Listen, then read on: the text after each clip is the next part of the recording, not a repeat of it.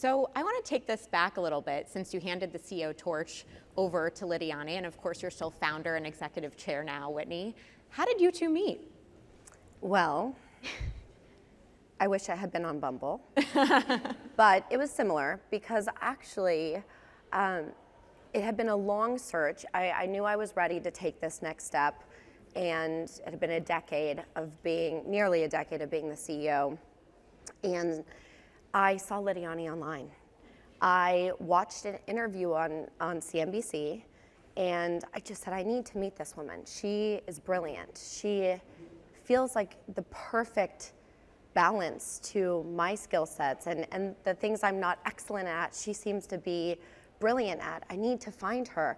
And so I went back to the recruiters and they're like, oh, that's impossible. That's a no-go. That's a hard no. And I said, okay, well then I have to go through my network. We had one mutual connection. I said, can you please beg this woman to just speak with me for 20 minutes? That's it. I just want 20 minutes of her time. And she graciously agreed to get on the call with me. She was a customer, so it's a little tricky. You felt obligated. Yeah. So, well, I'm glad it worked out. It was great. I love that. Well, there have been a lot of founder to new CEO transitions that we've seen over the years that can get complicated. We've seen Howard Schultz with Starbucks doing a little backseat driving lately, the Disney debacle with the two Bobs. How is it going to be different, and how is it going to go right with you two? Well, I think first of all, it is different for women, I think. For me, it's an honor to be entrusted by a founder that I deeply admire. But it's really important that Whitney is successful too, and that we keep the soul of what she's built at the company. So it's a very different dynamic, and I was telling Emily backstage that it's been incredibly supportive. It's very interesting when you're deciding to take on a job, especially from a founder.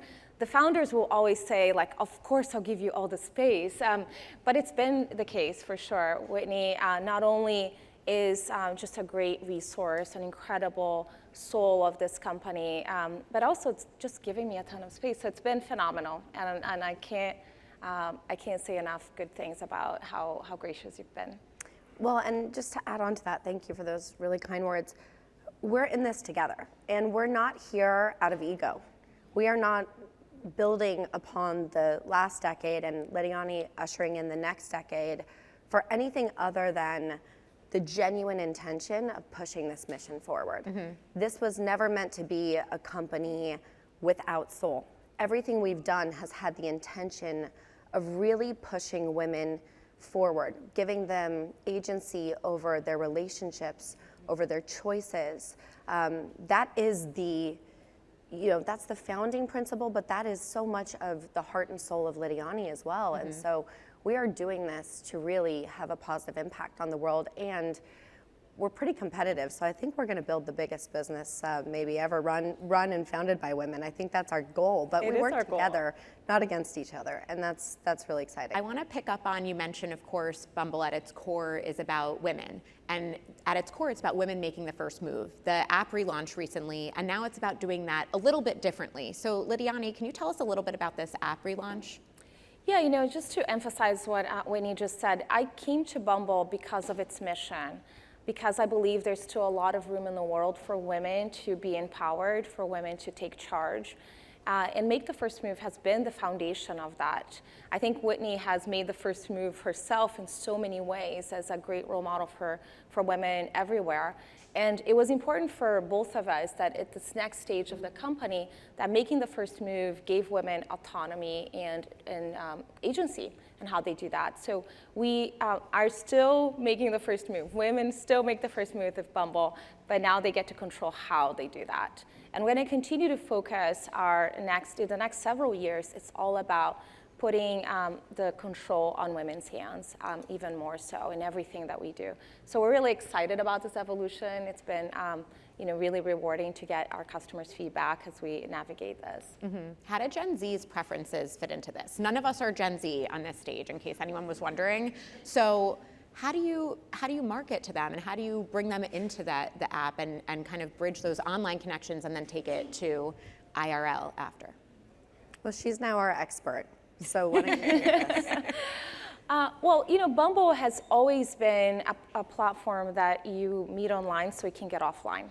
And that is still the principle of how we think about the work that we do. And that's more important for younger users than ever. For young people in general, there is just a great need for connection, for real human friendships and love. And that's become even more important in this post-pandemic era.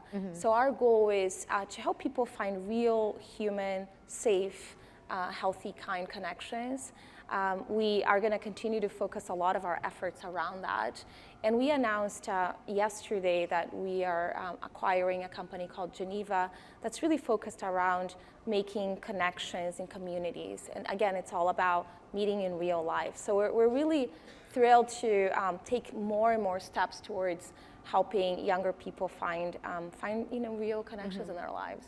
Whitney, you've talked about the loneliness epidemic, and I think, taking off of what you said, Lidiane, where, we're all here right now, but I think at many points in different people's lives, no matter who you're surrounded with or how busy you might be, you might still feel lonely. And I'm just curious, Whitney, if you could tell us a little bit more about what you think about that term and how Bumble fits into it as well. Yeah, so I really think we have all been a bit disconnected, largely due to technology. And so we've taken a different approach where we've said, how can we build something that, to Lidiane's point, starts online, but then really has the genuine intention of getting us offline. And so I think this is going to be so critical in the era of AI as well, which we'll talk about. But it is not to drive us further apart. It is not to replace humans with artificial intelligence or a chatbot. This is really all centered around trying to help us reconnect with other people and find our community, because loneliness, it's only going to get worse if we stay in our phones and we stay disconnected. So really, we do run a tech business with a lot of intention behind getting you offline and into the real world and looking each other in the eyes. There's no replacement for this. You can watch from the webinar and that's great, but us making eye contact and just seeing each other, there's just nothing better than being, really engaged with someone in the real world. The here and now. Yes. So I do want to talk about AI though, because you did mention that. And I think first we'll start with some comments that you made recently just around potential dating concierges and how one could connect to another and maybe they could filter out, our dating world for us in the future. Is that something that Bumble has brainstormed about? I mean, there's so much potential with AI. So just to clarify, and for the record, I've never seen Black Mirror. I got a lot of comments that this sounds like a Black Mirror episode. I need to go watch it. But I do think that some context is important here.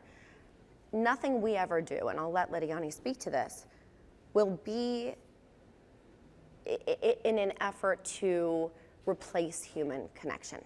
So my comments around potentially an AI agent, coach, concierge of sorts, which is not obscure, many businesses. I mean, it sounded kind of great. It does sound great. So the reason why it's great is the baseline of it is hypercompatibility. I think what has bothered people, stressed people out about this modern era of love, is that people feel that they're putting themselves out there and they're forced to swipe through so many different profiles and engage with so many different people to maybe not even find something that's compatible. And so our efforts, and I'll turn it to you here shortly, our efforts are really about hypercompatibility. How do we get to know you in a way that is authentic to you, and how do we help you really find what you're looking for? So we save you time, we save you energy, we make it safer, more compatible, more desirable, and always through the lens of Bumble's values. So how do we make sure that this is not a disempowering experience, but something that can supercharge your quest to community, love, friendship? We just, announced Geneva. This is an ecosystem of human connections, and using technology as a bridge to build healthier and more equitable relationships. And that's really ultimately what was, at the base of that. Yeah. So I want to turn it to Lidiane and also keep talking about AI. You're former CEO of Slack. You've worked on a ton of emerging technologies, cloud at Salesforce, machine learning at Microsoft. I don't need to list your whole resume here, but you know a lot about tech. This woman is genuinely brilliant. When you're thinking about Bumble and AI, what are some of and generative AI, just to be super clear, what are some of the tools or additional areas that Bumble is using right now when it comes to AI? And maybe what are some of the near future options or added benefits that could come from using generative AI down the line? Yeah, I think one important thing to think about in terms of generative AI specifically is that we're transitioning from predictive modeling, so recommendations, personalizations, things that we're all used to already are very predictive. You get, a system to look at your previous behaviors and determine to the best of its ability what you're gonna like. That's what a lot of our compatibility models are built on today. And to Whitney's point, with generative AI, there's a couple of major differences. I'm gonna oversimplify, but the intent is we can input way more information, like multimodal-based information, and it's no longer just predictive. Predictive's still important, but not the only thing. It is also about inferences. It's able to create reasoning behind all of this data. And so with reasoning and a lot more information, we can completely transform our compatibility information looks like. So there's two big things that we're looking at. One is, how do we describe ourselves? We all project ourselves in the best possible way. So AI will tell us the best way to describe. That sounds kind of awesome. Today it's a little funny if you're trying to go on a date, if you're trying to build your profile on Bumble, usually people ask for a little help from their friend, like, okay, do you think I really like this? Like, you kind of want a little bit of validation. So being able to express yourself in a way that feels more human to you, that not only it's okay to start with a very optimistic view of ourselves, but we can learn with you along the way based on your tone of voice, based on the way you're interacting with other people. It's a self-learning system about who you are. And we're not gonna do, to Whitney's point, we're not gonna make any decisions on your behalf. We want users to always be in control of the system. But we'll make you aware that you tend to actually have a better conversation with people that are more this way instead of the way you described it. But we're gonna help people become better at understanding who they are so that they can connect more confidently. And then because we're gonna have more access to more information and feedback loops built in, the system of compatibility gets completely transformed. And so we really wanna emphasize smaller number of matches, but ones that truly, truly feel great to you. And not just from a romantic perspective. Whitney just said that incredibly well. It's about connection in different parts of your lives. We really think about every moment, you're new into a city, you're looking for a new job, you're new to a new job, you're a new mom. There's all these phases in life that are extremely vulnerable for people. And we think we can play a role in helping you navigate. But again, it's all about meeting real people. At the end of the day, we succeed if you get out there and you meet a real person and you make a friend or you meet the love of your life. And that's been one of the best things about joining Bumble. It's the piles of letters that we get from people who found love, who have their babies, who are planning their weddings. So I was going to say, Whitney said back in the day that she used to read a lot of the reader feedback. Is there anything that stood out to you, either of you now, recent feedback that you've gotten of finding love that just stood out that you got excited about? Oh my gosh, this is what we do all day, send each other love stories back and forth. The thing that has struck me as really as something so beautiful, and it was my original hope and dream, and just to give everybody here a little background, we did announce an acquisition for Geneva, which is going to help build friendship and community out further. But we've had Bumble for Friends for multiple years. So the original vision of Bumble actually, funny enough, did not start as a dating app. I wanted to start a company, it was called Merci at the time, where we would treat each other with kindness on the internet. I wanted to build the kindest place online for people to find community and friends because of the toxic behavior on the internet. And so it's been beautiful to see that original mission take shape first through dating and then really spread through these other communities. But the love stories that I've heard, to kind of put a pin in it, people will say, I got on Bumble, I met my spouse, boyfriend, husband, whatever you want to call it, And then I met my best friends on Bumble for Friends, and they all became my bridesmaids in my Bumble wedding. And so you see this like incredible circle of love, and I mean the stories have been profound. We would need 6 hours, but I mean we love this. It sounds really validating, and I do want to open it up to questions soon. I just have a few more here first. I mean, we're talking about a lot of the changes that Bumble's been going through and also how technology can continue changing Bumble. I do want to ask about one, which is that there were layoffs earlier this year. A lot of companies, the Wall Street Journal has reported on, including a lot of tech companies, have had layoffs. I was hoping you could just give us a sense of what the workforce looks like and if you expect more layoffs in the future or if you think the company is at a good spot right now. Lidiane. Yeah, one of the key things for us, first and foremost is going through a layoff is really hard for any organization. And, given the mission and the set of values that, Whitney has built at the company, it was really important for us to go through it in a way that was respectful to everyone impacted. So I'm really grateful, for how the values of the company has helped us navigate a difficult time these last few months. But our goal was simple, is we really want to organize ourselves to help us accelerate achieving our mission.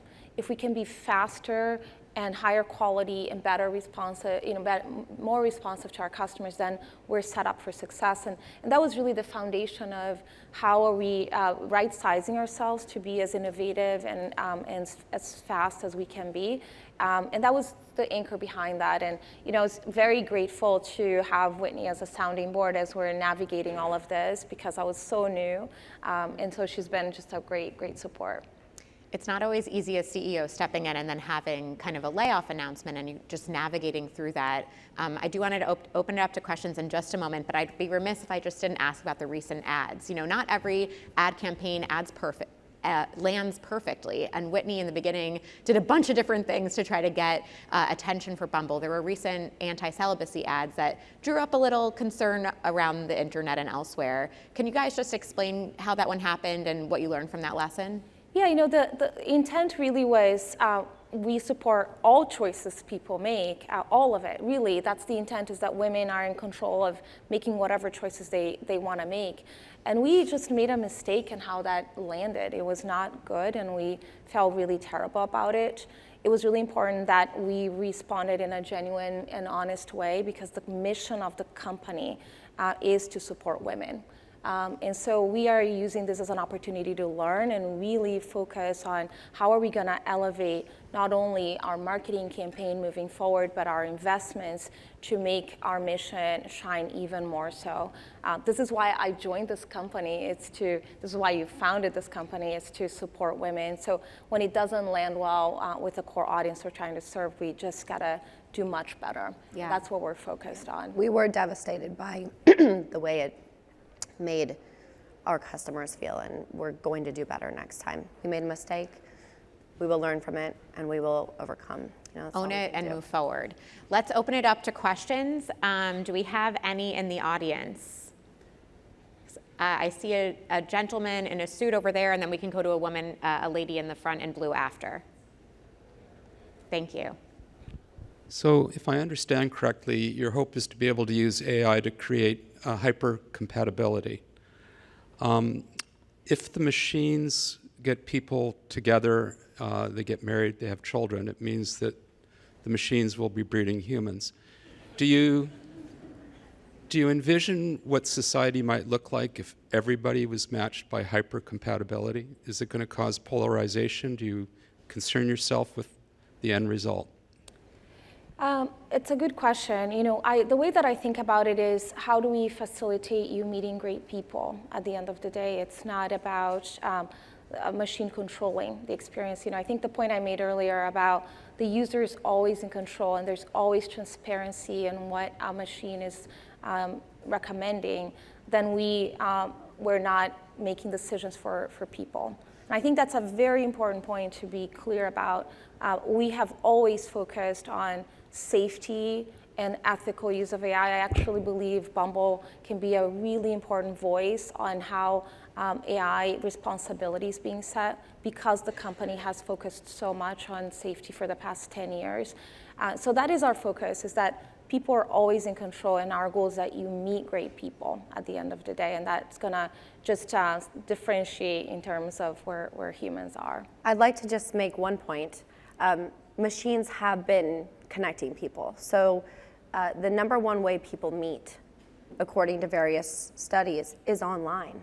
So technically speaking, this is not a very far out concept of, oh no, the phone or the computer is going to be matching us. I mean, how many of you in the audience met somebody from your phone or on the internet? Did anybody here? Don't be shy. Whitney did not bring hats this time when she asked that question. I do have Whitney. hats. I do. I'm always prepared with my merch. No, but so I want you to just take that in for a moment. It's the next layer of that. It is not. It's not necessarily disruption to how we meet. It's just enhancing it. It's making it more compatible. And so everything Lidiane said will be intact as we go to this next, evolution of love. But we're already meeting through the computer, through the phone, and we have been for a very long time. Good point. Let's squeeze in one last question over here, a short one if you may. Sure. First, I was just going to say I am one of those people who did meet my husband online and made the first move pre-Bumble, back in the day. My question is, you're in a very cluttered category, obviously, and everyone's trying to differentiate themselves. You guys have come with a unique angle of women make the first move. How do you continue to differentiate yourself in this category? Is it storytelling? Like, how do you continue to kind of lead? For us, we've talked a bunch about this. It is still going to be about women, women's experience is the foundation of what we do, but it is a combination of things, great innovation, great storytelling. One of the things that I think we haven't celebrated enough is the number of success stories that we have. We just ran a campaign for people that want to get married in Vegas. We got hundreds of people telling their stories. We're going to celebrate about 50 couples that are going to get married, and we're just so thrilled to get to learn their stories. So I think there is just a lot, honestly, that we can do that's unique for Bumble. Yeah, and just to close that out, the vision for Bumble was never just to be another dating app. It was really meant to be a movement for healthy relationships. If you look at the state of relationships and love around the world, it is not equal. If you look at how women live in their love lives around the world, it is still a disaster. And so we have so much runway ahead of us. We have decades of work to do to really use technology and innovation and AI as a component of that to really progress how we love each other and how we treat each other. And I do believe that the vision and mission of Bumble is so much bigger than just a dating app. How can we use both innovation, thoughtful leadership, an exceptional CEO to really change how we treat each other both on and offline?